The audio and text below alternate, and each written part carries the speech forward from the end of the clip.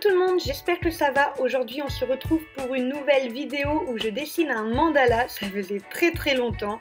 Je vous montre ici tout le matériel, il est en barre d'infos comme d'habitude, j'ai mis des liens quand je le pouvais.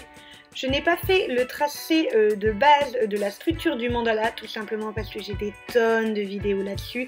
Et je vous mets tout là-haut le plus gros tuto que j'avais fait, le plus complet, avec vraiment toutes les mesures qu'il faut prendre, etc. En parlant de mesures, ne vous étonnez pas, il n'y aura pas de mesures où je vous explique au niveau des cercles, la taille du rayon, etc.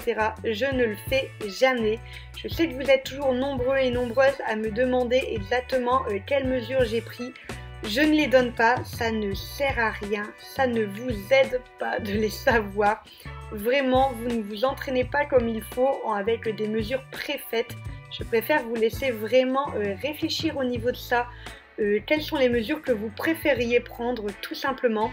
Je fais une petite aparté sur ce que je dis juste pour vous montrer ici. J'ai décidé de passer tous les 5 degrés tout simplement pour agrandir mes pétales qui vers le fond du dessin deviennent un peu trop grands je trouve. Donc du coup voilà, tout simplement je passe à du 5 degrés et j'agrandis juste aux endroits où j'en ai besoin.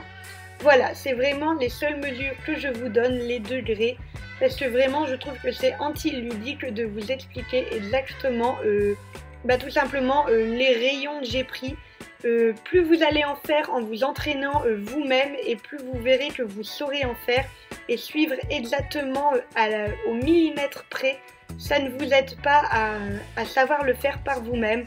Faire le mandala des autres personnes, c'est déjà très bien. C'est une dextérité, c'est une motricité que tout le monde n'a pas. Mais plus vous allez entraîner votre cerveau à faire les mesures, à réfléchir tout simplement par vous-même, et plus ça va vous paraître facile et évident à faire. Donc c'est juste pour ça que je ne mets pas les mesures et je préférais le rappeler. Quand vous voyez que je fais un cercle qui a l'air un peu plus petit, vous le faites. Si vous pensez que ce dessin-là serait plus joli dans un grand format, et vous agrandissez votre rayon tout simplement. Je suis loin de faire les mandalas les plus parfaits du monde. Les vôtres sont toujours extraordinaires aussi. N'hésitez pas d'ailleurs si vous reproduisez plus ou moins celui-ci ou si vous vous en inspirez de façon proche ou loin. N'hésitez pas à me les envoyer, je suis toujours très contente de les voir. Voilà, je ne vais pas plus blablater, je vous laisse avec la musique et le reste des images. N'hésitez pas à regarder la vidéo jusqu'au bout. Moi, ça m'aide beaucoup quand une vidéo est vue à fond. YouTube comprend que la vidéo a plu et c'est plutôt cool au niveau de l'algorithme.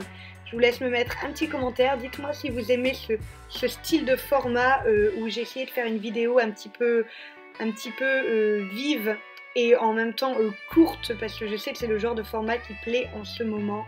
Donc je vous attends en commentaire, je vous attends avec le petit pouce bleu. Quant à moi, je vous fais des gros bisous et je vous dis à la prochaine.